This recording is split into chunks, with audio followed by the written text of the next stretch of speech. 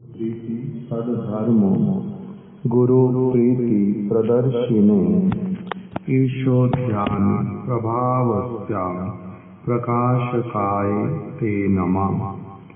श्री क्षेत्रे प्रभुपादस्य स्थानो उद्धार सुकीर्तये सारस्वत गणानंद संवर्धनाय ते नमः। श्री भक्तिदयितं नामाचार्ये वर्यं जगद्गुरुं वंदे श्री माधवं देव गोस्वामी प्रवरं प्रभु। हम लोग कुछ दिनों से श्रीमद् भक्तिदयित माधव गोस्वामी महाराज जी के द्वारा लिखित आमार भजन नामक प्रबंध को श्रवण कर रहे हैं, पुनः श्रवण कर रहे हैं। कल हम लोगों ने चौथा वाला जो सब हेडिंग वहां तक किया था। पहला सब हेडिंग क्या है Gaurhari Prabhu? Why I renounce the world. दूसरा सब हेडिंग क्या है? My initial resolve for bhajan. तीसरा सरफेसिंग ऑफ माई अनर्थस। हम तीनों ने एक साथ में बोल दिया कि आगे वाला बोलना ना पड़े। धीरू प्रभु उसके बाद क्या है? सरफेसिंग ऑफ माई अनर्थस के बाद हिपोक्रेटिकल एटीट्यूड, या उससे पहले कुछ और भी है? पहले है ना बाद में है? वो मेरे को भी नहीं पता, बाद में आ रहा वो। ठीक ही बोला उन्होंने। सरफेसिंग ऑफ माई अनर्थस के बाद में जो है पहले आ रहा है द हिपोक्रिटिकल एटीट्यूड। अब कल कहाँ तक श्रवण किया था? कल एक्चुअली सीक्वेंस में हमने श्रवण नहीं किया था, ठीक है, तो उसको हमने सुना था। हिपोक्रिटिकल एटीट्यूड के बाद में क्या है? असेसिंग माई सेल्फ, आत्म समीक्षा करना।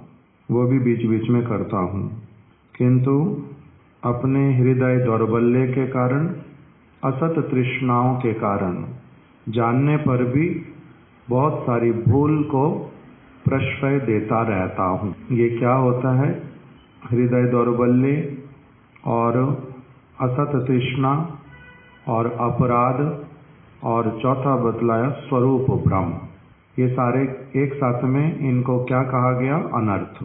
श्रील विश्वनाथ चक्रवर्ती ठाकुर ने माधुर्य कदम्बिनी नामक ग्रंथ में इस बात को बड़ी अच्छी तरह से समझाया है कि अनर्थों का जो मूल कारण है वो क्या है।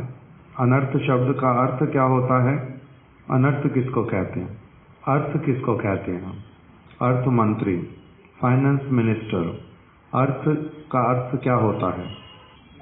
धन, संपत्ति। और इसको अगर ठीक ठीक रूप में विचार करें कि धन और संपत्ति क्या होता है, जिसके द्वारा क्या हो सकता है?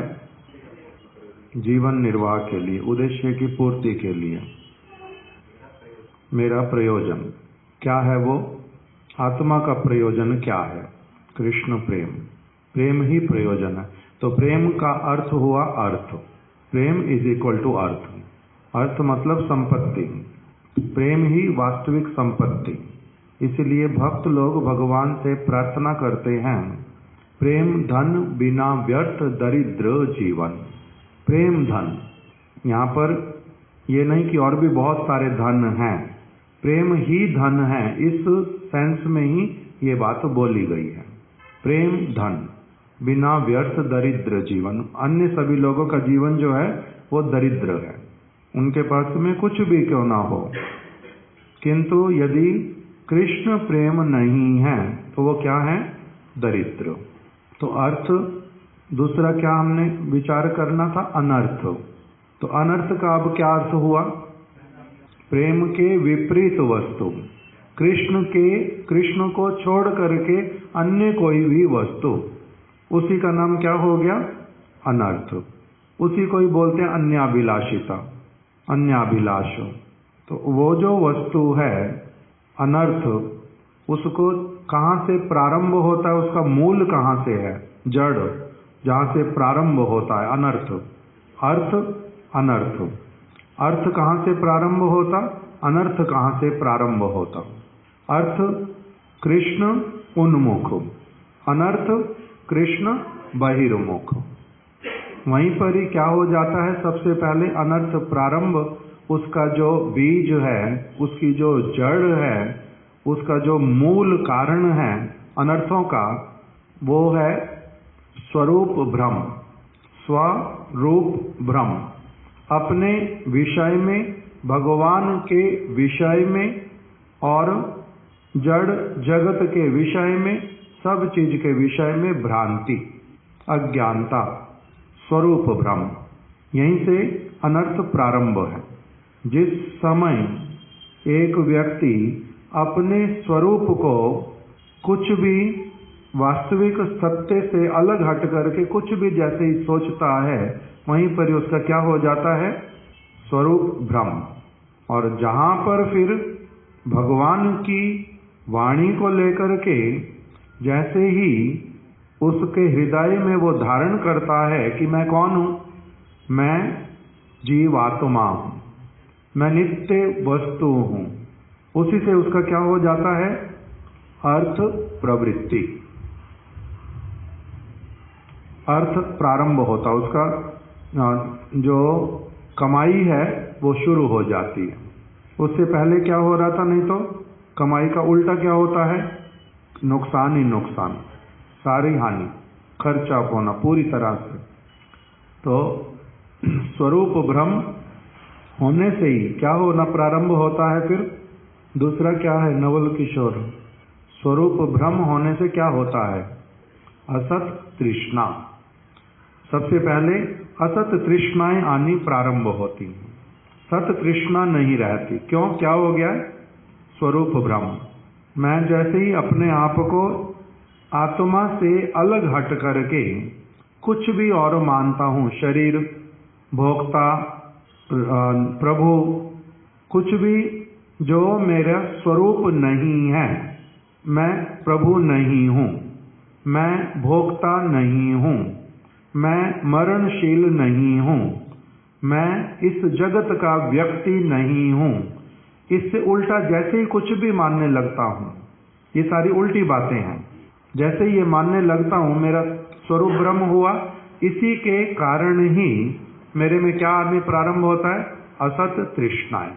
असत तृष्णा क्या होती हैं, मेरे को अपनी रक्षा के लिए प्रयास करना है, मेरे को अपने भरण पोषण के लिए प्रयास करना है, मैं किसी वस्तु का प्रभु हूं, मैं ये चीजें करूंगा ही करूंगा, जो भी मेरे को इतना वस्तु चाहिए, मेरे को ये चाहिए, मेरे को वो चाहिए, जो सारा कुछ ये किस में आता है, असत तृष्णा। फिर इन असत तृष्णाओं का जो फल होता है, अगर एक व्यक्ति सब समय स्वरूप भ्रम में रहता है तो वो असत तृष्णाओं से बच ही नहीं सकता। और सब समय यदि वो असत तृष्णाओं में आविष्ट रहता है तो उसका फिर फल क्या निकलता है ना, पहले हृदय दौर्बल्य, हृदय कमजोर हो जाता है, उसमें बल नहीं रहता।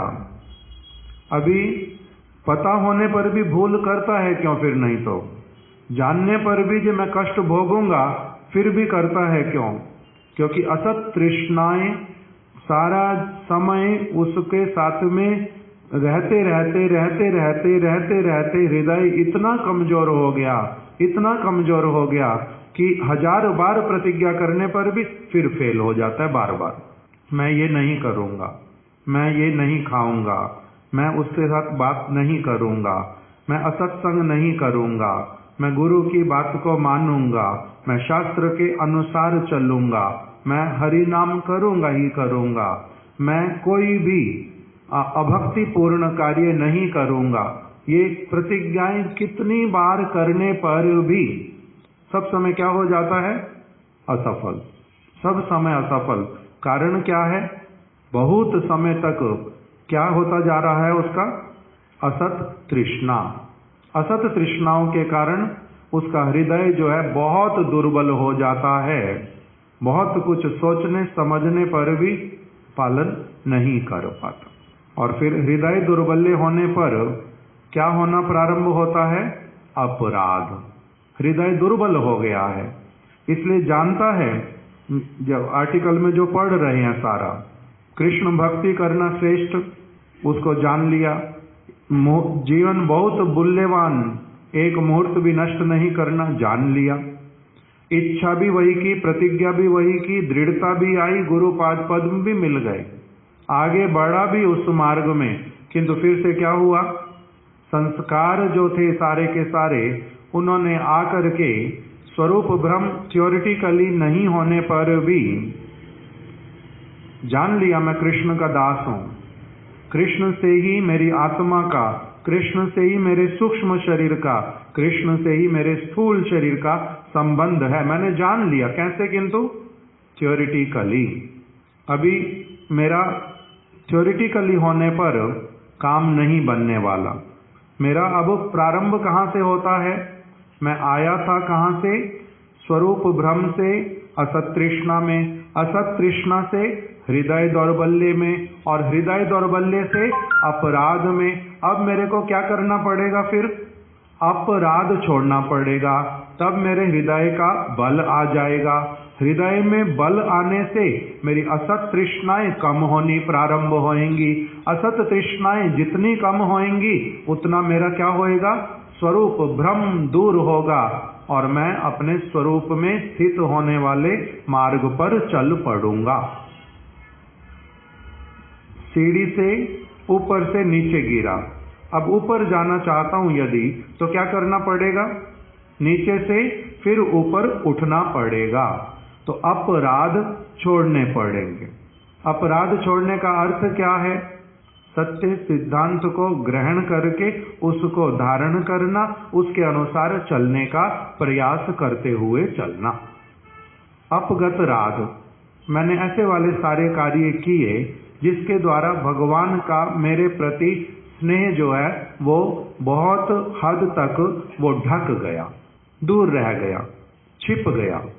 साधु का, गुरु का, इनका जो संग इन्होंने मुझे देना बंद कर दिया, इन्होंने मुझे कुछ कहना बंद कर दिया, उन्होंने मुझे टोकना बंद कर दिया। वो अधिक अब मेरे प्रति कुछ भी कर चाहने पर भी समझते हैं ये इसको हम लोग कुछ नहीं कर सकते, इसको इसके हाल पर छोड़ देते हैं। इसका नाम ही क्या है? अपराध। जब मेरे रियल वेल विशर, मेरे अपने ही सबसे अधिक उपकारी व्यक्ति ने जब मेरे से क्या कर लिया? दुखी हो करके और अवश्य हो करके, उनका बस नहीं चल रहा, अवश्य हो करके जब अपने आप को मेरे से अलग रख लिया, उसी का नाम अपराध। तो उसी को दूर करना क्या है? उसके अंतर्गत सेवा अपराध, धाम अपराध, वैष्णव अपराध, नाम अपराध, ये सब कुछ समझ करके उसको छोड़ने के लिए प्रयास कर। धाम को साधारण स्थान नहीं मानना, भगवान को किसी और के साथ में उनका तुलना नहीं करना। वो अप्राकृत वस्तु हैं, वो सर्वश्रेष्ठ हैं, परम शक्तिमान हैं, गुणों के भंडार हैं, सबके सुहृद हैं, सभी के हृदय में वास करते हैं, भक्त वत्सल हैं। इस प्रकार के सारे गुणों वाले जो भगवान, और वो सभी के ईश्वर हैं, वो उनके समान ही कोई नहीं हो सकता, उनसे बड़े होने की तो फिर बात ही क्या है। कि ब्रह्मा शिव इत्यादि को कदापि उनके समान नहीं समझना। भगवान है वो, उनसे कोई भी स्वतंत्र भी नहीं है। वही क्या है? सभी क्यों कहाँ उनके चरण कमलों के लिए में प्रतंत्र है। सभी के सभी, सभी के सभी में कौन आता है? समस्त प्राणी जीव आत्माएं किसी भी रूप में क्यों ना हो, किसी भी लोक में क्यों ना हो, फिर समस्त देवी देवता, फिर समस्त भगवद अवतार, सभी के सभी जिनके चरण कमलों की सेवा करते हैं, वो स्वयं भगवान श्री कृष्ण इस वस्तु को भली प्रकार से धारण करना।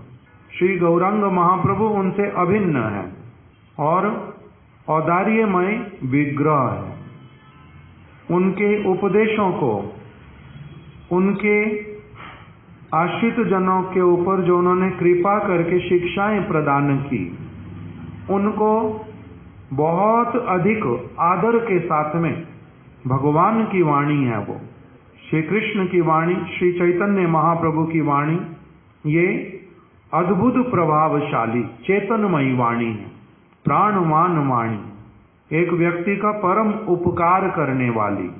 इसीलिए चैतन्य चरितामृत इत्यादि, चैतन्य भागवत, ये जो ग्रंथ, इनको किसी भी साधारण ग्रंथ के साथ में इनका तुलना नहीं करना, कभी तुलना नहीं करते।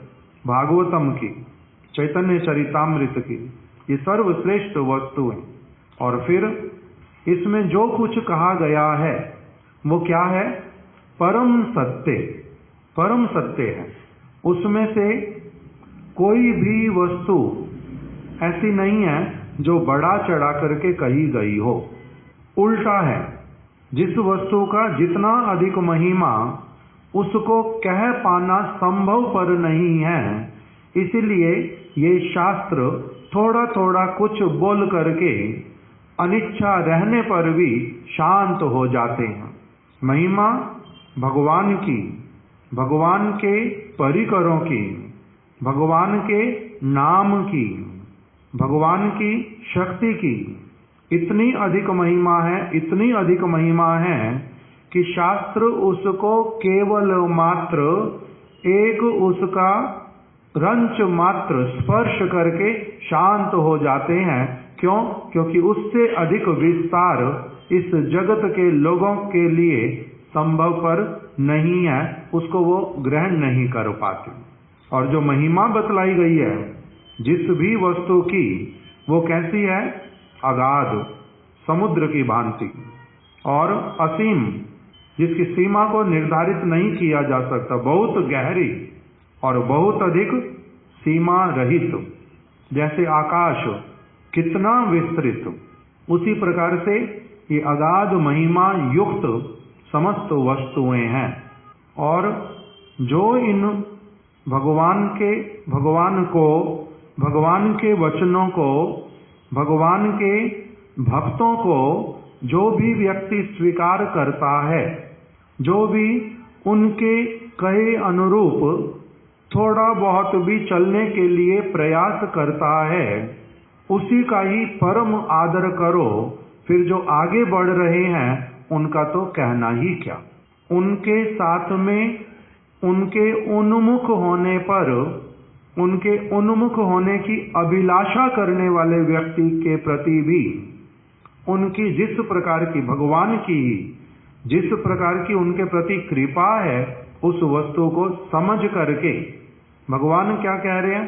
यदि मेरे विषय में कुछ केवल मात्र सुनने की इच्छा से भी युक्त हो जाता है, मैं ही उसके हृदय में जाकर के बैठ जाता हूँ।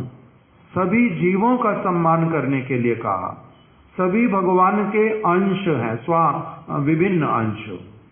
किसी के प्रति भी द्रोह की भावना, घृणा की भावना, उनको कम आंकने की भावना किसी के प्रति भी नहीं रखनी चाहिए। तब फिर ऐसे वाला व्यक्ति सांप के प्रति, बिच्छू के प्रति, गाय के प्रति, हाथी के प्रति, किसी के प्रति भी कोई उसको हानि पहुंचाने की, उसको कम दिखाने की, उसको घृणित मानने की कोई भी चेष्टा नहीं करनी चाहिए। क्यों? कौन है सभी? भगवान के विभिन्न अंश। जीवे सम्मान दिवे जानी कृष्ण अधिष्ठान। सभी में भगवान कृष्ण का क्या है? अधिष्ठान है। भगवान सभी के साथ में है, चींटी के साथ में भी है, सुअर के साथ में भी है, सबके साथ में वो विराजित, तभी ये जीवात्मा चल फिर पा रही है, खा पी पा रही है, नहीं तो कर नहीं सकते।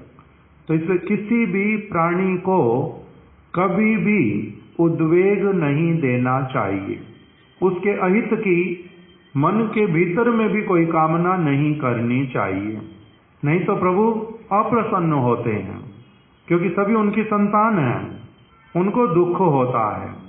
फिर ऐसे वाले प्राणियों का तो कहना ही क्या, जो किसी न किसी प्रकार से भगवद उन्मुख होकर के उस ओर चलने लग पड़े हैं, उनके भी क्या करना, सदैव हित की कामना करना, उनको भी आगे बढ़ाने के लिए प्रयास करना।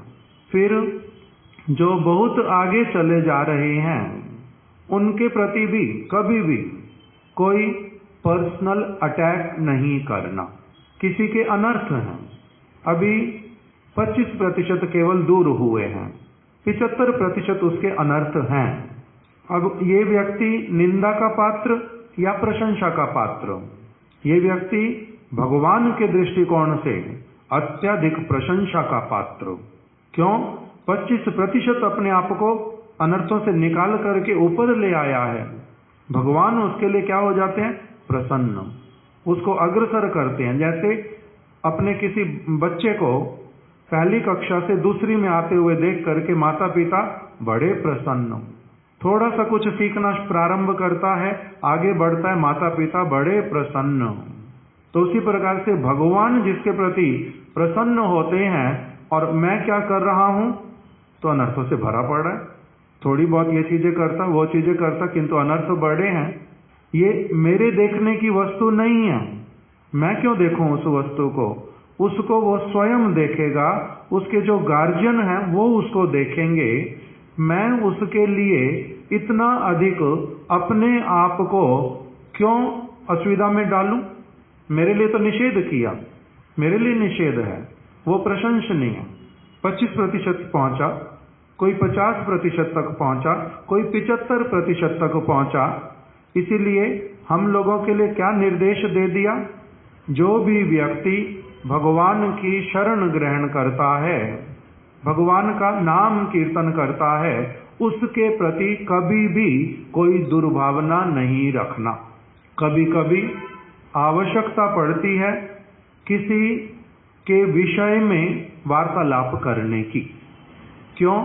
क्योंकि यदि मैं वहां पर क्लोजली एसोसिएटेड हूं और किसी की बार बार की गई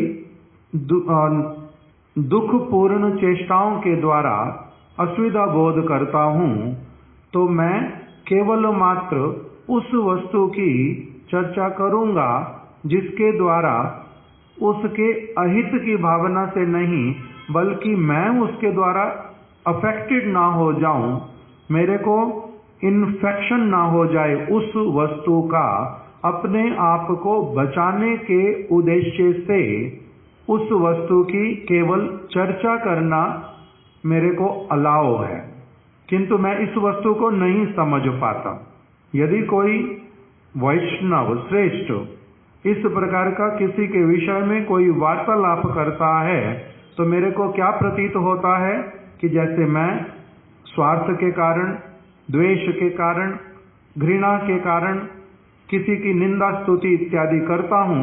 ये मेरे गुरुदेव भी, वैष्णव भी उसी प्रकार के हैं, ये भी वही करते हैं, किंतु वो ऐसा कार्य नहीं करते। उनका आलोचना करने का उद्देश्य जो होता है वो होता है स्वयं की सुरक्षा, और जो कोई व्यक्ति सिंसियर है उसकी भी सुरक्षा। जैसे प्रभुपाद जी हों, हमारे श्रीला मध्वाचार्य जी हों, श्रीमन महाप्रभु हों, इन्होंने मायावादियों के संग को दूषित कहा। उनका मुख नहीं देखना, उनके संग में बैठना नहीं। ये अत्यंत जिस विचार को लेकर के चल रहे हैं वो घृणित है, तो इसके द्वारा जीव आत्मा से घृणा नहीं कर रहे, द्वेष के कारण उनका कुछ नहीं बोल रहे, वो असंत विचार को पालन करते हैं। इससे मैं उनके संग में अहित को प्राप्त ना करूं, कोई दूसरा भी ना करे, इस उद्देश्य से उनकी सारी उनका जो दुष्चरित्र, दुष्विचार, उसको केवल वो क्या करते हैं? प्रकटित करते हैं, प्रकाशित करते हैं। किसी के भी दोषों को, किसी के भी कुविचारों को वो अपने स्वार्थ के लिए उद्घाटित नहीं करते। ऐसे हैं वैष्णव जन, पवित्र हृदय वाले। यदि मैं ऐसा हूं, बहुत अच्छा, यदि नहीं हूं तो मुझे अपने आप को पवित्र करना चाहिए। इसलिए हम लोगों के लिए क्या कह दिया?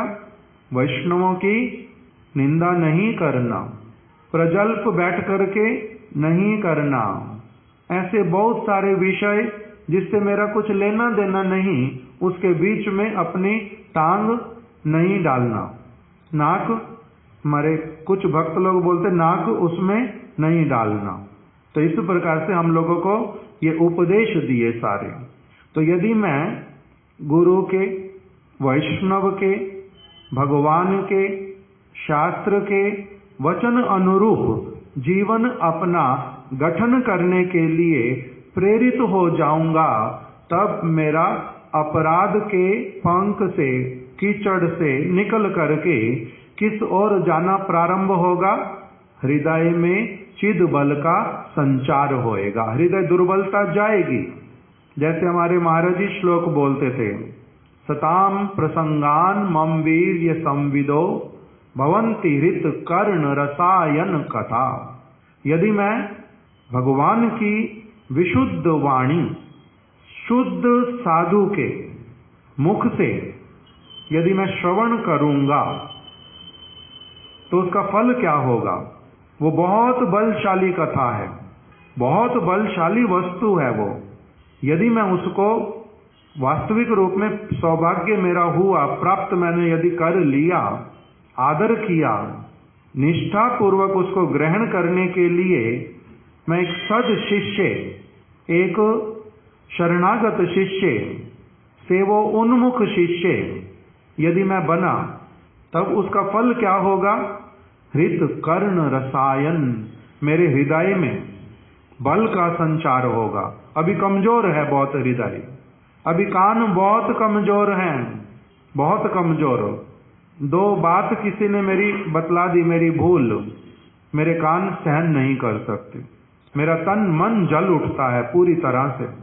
इसने मेरे विषय में ऐसा बोल दिया, इसने मुझे ऐसा कह दिया, क्यों नहीं सुन पाता हूं अपने ही दोष को? क्यों मेरे को सब समय इतना पॉलिश करके कोई बतलाए, स्नेह करता रहे, चिकनी चुपड़ी बातें करके मेरे दोषों को दूर करे? क्यों नहीं स्पष्ट रूप में मेरे को गुरु और वैष्णव कुछ भी बोल सकते? क्यों मेरे को सब समय उस प्रकार का ट्रीटमेंट चाहिए? क्योंकि मेरा क्या है? कान बहुत कमजोर है। इसलिए मैं दूसरों से क्या करवाता हूं?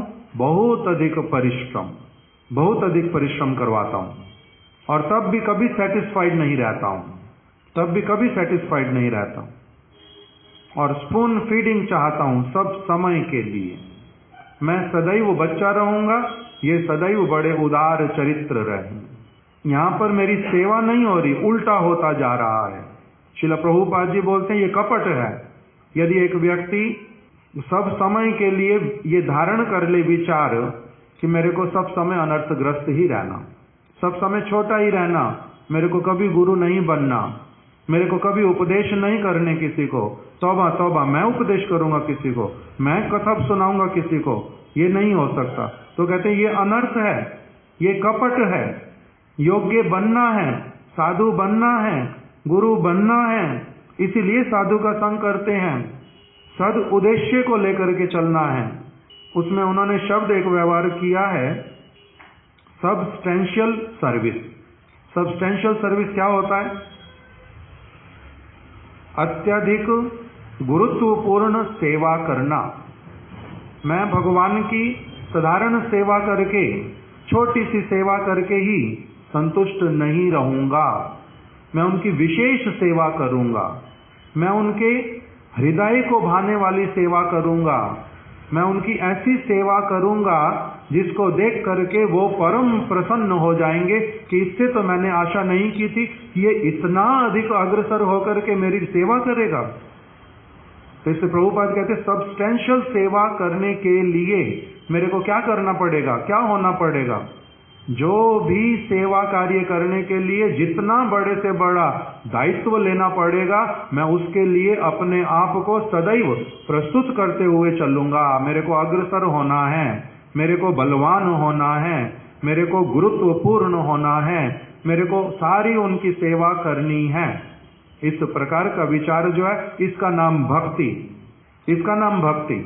और मैं ये वाला सेवा नहीं कर पाऊंगा, मैं वो वाला दायित्व नहीं लूंगा, उससे मैं सब समय दूर भागूंगा, इसका नाम प्रभुपाद जी की भाषा में कपट। योग्यता अभी नहीं है, ये ठीक है, जितना योग्यता उसके अनुसार सेवा करो, किंतु अपनी योग्यता को सदैव अग्रसर करने के लिए प्रयास युक्त रहो। सब्सटेंशियल सेवा करनी है, व्यर्थ में जीवन व्यतीत नहीं करना। 24 आउट ऑफ 24 आवर्स भगवान की सेवा करने के लिए मेरे को क्या होना है? अपने बल के साथ में प्रेरित होकर के गुरु वर्गों की कृपा से आगे बढ़ना है। तो इसी से क्या होता है? कान में सुनने की शक्ति आती है, हृदय में बल का संचार होता है। इसको बोलते हैं हृदय दौर्बल्य का दूर होना। जैसे जैसे ये दूर होता जाता है, बल आता जाता है हृदय में, तब क्या होता है? सत तृष्णाएं आनी प्रारंभ होती हैं, असत तृष्णाएं दूर जाती हैं। मेरे को नहीं जाना इस काम को करने के लिए, मैंने उस चीज के लिए नहीं मरना, मैंने अपना समय इस तरफ नहीं देना, ये सारे असत जो वस्तुएं अपनी आप से छूटती जाती, किसी और व्यक्ति का ध्यान नहीं जाता, तब फिर स्वरूप ब्रह्म पूरी तरह से दूर होता है क्रमशः। ये अनर्थों को दूर करने के लिए प्रोसेस बतलाया। सबसे पहला क्या प्रारंभ करो? बद्धजीव अपराधों को दूर करो, भगवान की प्रसन्नता के लिए कार्य करो। जहां पर मैं अपनी प्रसन्नता के लिए कार्य करूंगा उसका नाम अभक्ति, जहां पर कृष्ण की प्रसन्नता के लिए कार्य प्रारंभ करूंगा उसका नाम भक्ति। कृष्ण की प्रसन्नता उसका नाम भक्ति है, कृष्ण की सेवा उसका नाम भक्ति, कृष्ण की इंद्रियों का तर्पण उसका नाम भक्ति, मेरी अपनी इंद्रियों का तर्पण उसका नाम अभक्ति। अपनी इंद्रियों के तर्पण करने पर, अपनी प्रसन्नता के लिए कार्य करने पर, अपने सुख के लिए चेष्टा करने पर मैं सब समय अधिक से अधिक दुख ही प्राप्त करूंगा। और जितना मात्रा में भगवान के लिए करना प्रारंभ करूंगा उतनी मात्रा में मैं मंगलमय जो डेस्टिनेशन उसको प्राप्त करूंगा। उस प्रकार का करने के लिए हमारे लिए निर्देश है, ये वैसे वाला करना प्रारंभ करो।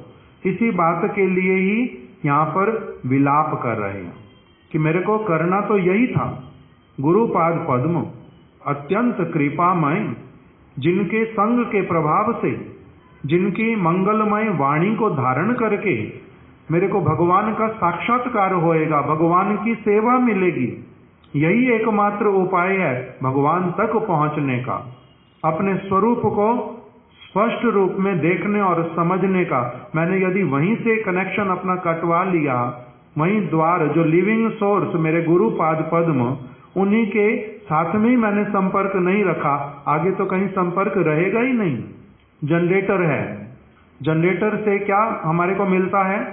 जनरेटर से जो हम लोग इलेक्ट्रिक जनरेटर यूज करते हैं उससे क्या मिलता है? इलेक्ट्रिसिटी। मान लो उससे एग्जॉस्ट चलेगा मेरा या नहीं चलेगा? मेरा एसी चल सकता या नहीं चल सकता?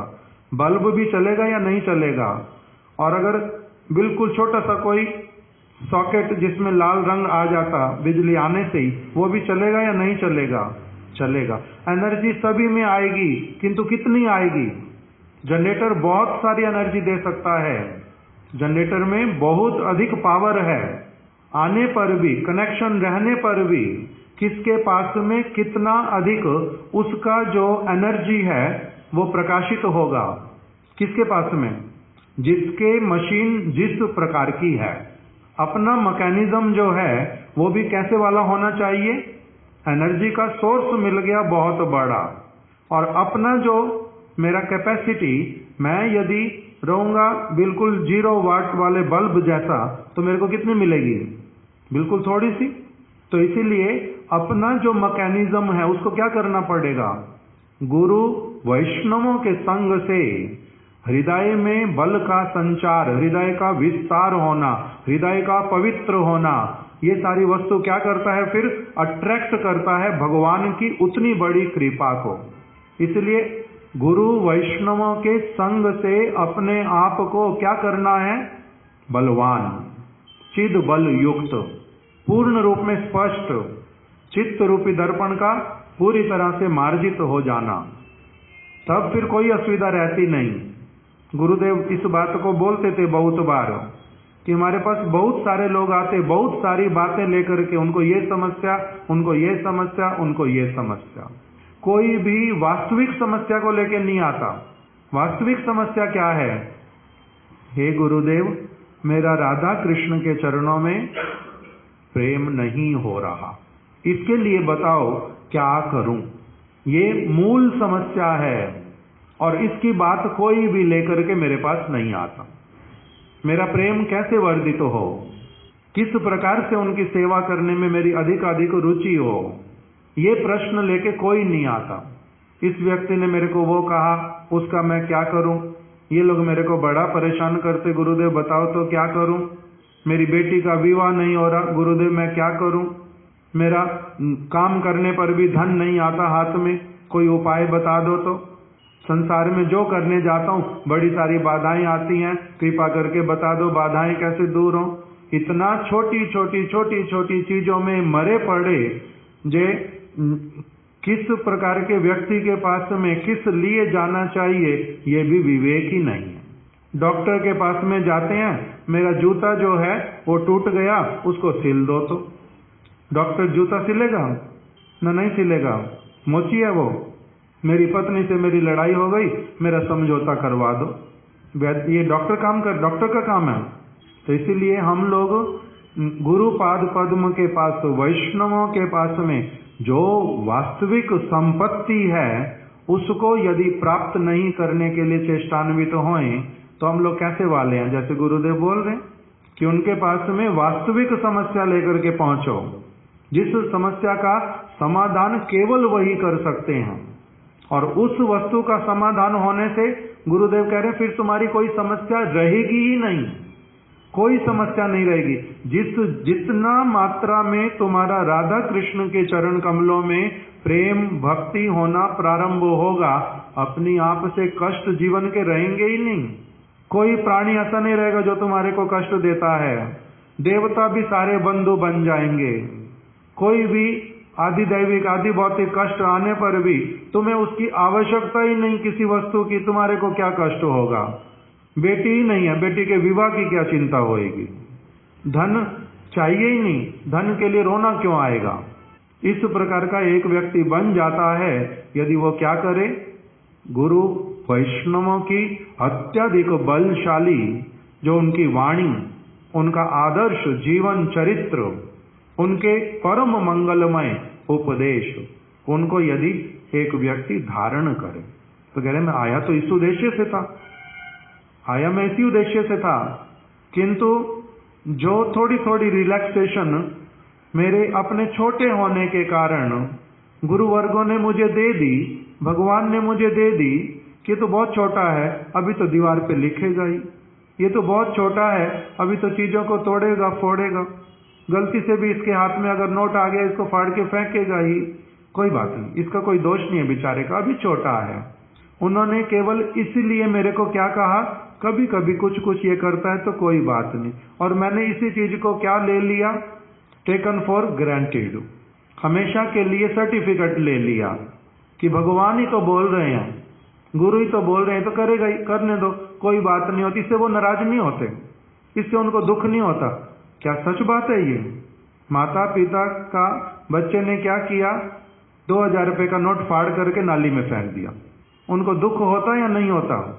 एक समय में थोड़ा कम हुआ, किस लिए? बच्चा, दुख तो दुख था, दुख है ही, किंतु फिर भी अपने आप को सांत्वना कैसे दी? बच्चा है बेचारा, कर बैठा है, कोई बात नहीं, बड़ा होके थोड़ा ना करेगा, अभी बच्चा है। किंतु मैं इसी बात को सब समय के लिए करता रहूंगा तो उनको क्या हानि नहीं होती?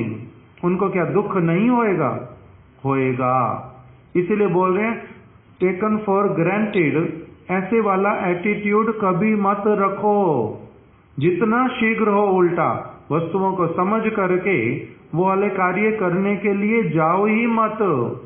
किस लिए? मेरे को पश्चाताप करते करते मैं भोग करता हूँ, मैं क्या करूं, मेरा मन नहीं मानता, उसके बिना कर ही बैठता हूँ, भगवान से क्षमा प्रार्थना करता हूँ। तो कहते हैं ऐसी वाली स्थिति से निकलो, आगे बढ़ो। वैसे वाला काम करना क्यों? वैसे वाला नहीं करते। इसी बात को किस सब हेडिंग के अंतर्गत दिया सारा ना, उसके बाद वाला जो धीरू भाई ने क्या नाम बोला था, हिपोक्रिटिकल एटीट्यूड। इससे ऊपर उठना है। भगवान के वचनों की आड़ में, गुरु की वचनों की आड़ में, गुरु के स्नेह करने पर इस प्रकार का लाडला और क्या सिर चढ़ा नहीं होना है जो कि सब समय वही काम करता रहेगा। इसके द्वारा डेवलपमेंट नहीं होएगा, अपना डेवलपमेंट नहीं होता। माता पिता के स्नेह को, उनके लाड प्यार का दुर्व्यवहार नहीं करना चाहिए। इसी प्रकार से भगवान के, गुरु वैष्णवों के, हम लोगों को बहुत बार हमारे दोषों को इग्नोर करने पर, कुछ नहीं कहने पर, अनदेखा करने पर, इसका अर्थ ये नहीं है कि मैं वो देख नहीं रहे, मैं जो मर्जी करूं। जैसे सरकारी नौकर करते हैं, जब तक कोई कुछ नहीं देख रहा तब तक जो मर्जी करते रहो। जब तक कोई कुछ कह नहीं रहा, मेरे को क्या काम करने की आवश्यकता है, उस तरह के कामचोर, उस तरह के कर्तव्य विहीन दुष्ट व्यक्ति मत बनो। जैसे हमारे महाराज जी उदाहरण देते थे कि एक व्यक्ति, वो जहां पर गेहूं को इकट्ठा किया जाता है, वहीं ग्रेन बहुत सारे इकट्ठे हैं, और ये अपने काम पर पहुंच गया ऑफिस में 9:58 पे। बरसात शुरू हुई 10:04 पर। इसने किंतु उसको ढकने के लिए कोई प्रयास नहीं किया। सारा गेहूं हजारों टन खराब हो गया, ढकने के लिए प्रयास कुछ नहीं किया, होने पर भी वहां पर क्यों? क्योंकि मेरी जॉब जो है, आना है 10 बजे, हाजिरी लगानी है 10:05 तक, उसके बाद में ही कोई काम शुरू करेंगे। मेरा क्या नुकसान है इसमें? सारा गेहूं लुटता है तो लुट जाए, लुटने दो। इस प्रकार का बुद्धि जो है, इसको क्या कहते हैं? मति मारी गई। ये संवेदनहीन व्यक्ति, इसको कोई रिस्पॉन्सिबिलिटी का भी कोई भान तक भी नहीं है, इस प्रकार का। तो इसलिए कह रहे हैं ऐसे वाला एटीट्यूड छोड़ो सब समय के लिए। कोई देख रहा, कोई नहीं देख रहा, मेरी जॉब जो है वो 24 आवर आउट ऑफ 24 आवर है, भगवान के लिए है, मेरा है सारा कुछ, किसी भी चीज का नुकसान मेरा ही नुकसान है। इस वस्तु को समझना पड़ेगा। तो कह रहे इसलिए क्या करो, बड़े बनो, हिपोक्रिटिकल एटीट्यूड जो है इससे निकलो, अपने सौभाग्य को वर्ण करो, दुर्भाग्य वाली वस्तुओं में मत रहो। दुर्भागा व्यक्ति कहीं पर भी जाए दुखी रहता, दुखी करता दूसरों को, वैसे वाला नहीं बनना। इस वस्तु से निकलने के लिए कह रहे हैं। आज यहीं तक रख देते, कल इससे आगे श्रवण करेंगे।